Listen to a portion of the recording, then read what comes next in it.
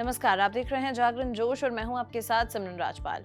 आज हम बात करेंगे यूएस फेडरल रिजर्व के नए डिसीजंस के बारे में, जो सिर्फ अमेरिका ही नहीं बल्कि पूरी दुनिया की इकोनॉमी पर असर डाल सकता है। क्या है फेडरल रिजर्व, ये किस तरीके से काम करता है और इसका भारत की इकोनॉमी पर क्या इम्पैक्ट है, चलिए जानते हैं। यूएस फेडरल रिजर्व यानी कि अमेरिका का सेंट्रल बैंक दुनिया का सबसे पावरफुल फाइनेंशियल इंस्टीट्यूशन माना जाता है। ये इंटरेस्ट रेट सेट करता है, मनी सप्लाई मैनेज करता है और फाइनेंशियल मार्केट्स को रेगुलेट करता है। जब भी किसी फाइनेंशियल क्राइसिस का समय होता है, जैसे कि 2008 का इकोनॉमिक क्राइसिस या कोविड-19 पैंडेमिक, तो फेडरल रिजर्व एक महत्वपूर्ण भूमिका निभाता है। अब बात करते हैं फेडरल रिजर्व के नए फैसले की। फेड ने अपनी इंटरेस्ट रेट पॉलिसी को बदलने का फैसला नहीं किया है और इसे 4.25% से 4.50% पर ही रखा है। साथ ही उन्होंने अपनी 2025 की जीडीपी ग्रोथ प्रेडिक्शन को 2.1% से घटाकर 1.7% कर दिया है। इन्फ्लेशन भी बढ़ने का अनुमान है। पीसीई इन्फ्लेशन 2.7% और कोर पीसीई इन्फ्लेशन 2.8% तक पहुंच सकती है।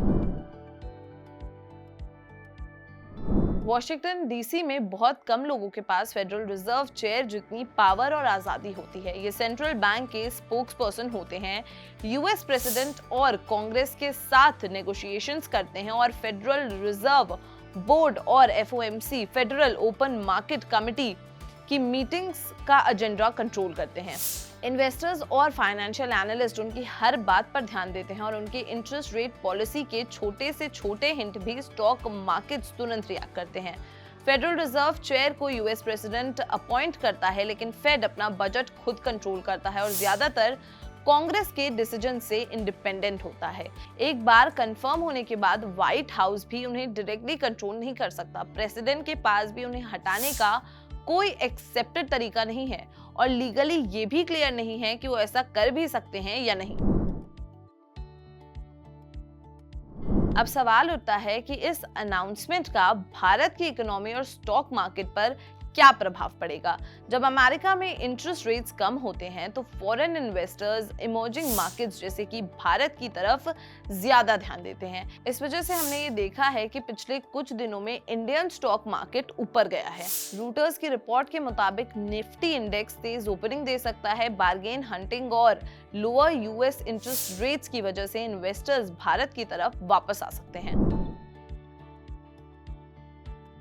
जब अमेरिका में इंटरेस्ट रेट्स कम होते हैं तो फॉरेन इन्वेस्टर्स इमर्जिंग मार्केट्स में वापस आने लगते हैं।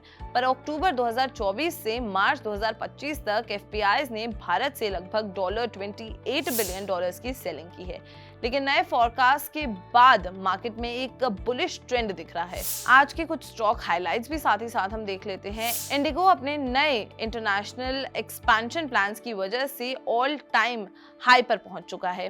डिफेंस स्टॉक्स जैसे कि गार्डन रीच, मैज़ागन डॉक और कोचीन शिपयार्ड में तेज बढ़ोतरी देखी गई। शुगर स्टॉक्स भी ऊपर गए हैं क्योंकि इस साल प्रोडक्शन कम होने का अनुमान है। एनटीपीसी के स्टॉक्स में भी बुलिश सेंटीमेंट देखा जा रहा है। तो ये था यूएस फेडरल रिजर्व का लेटेस्ट अपडेट और इसका भारत की इकोनॉमी पर प्रभाव।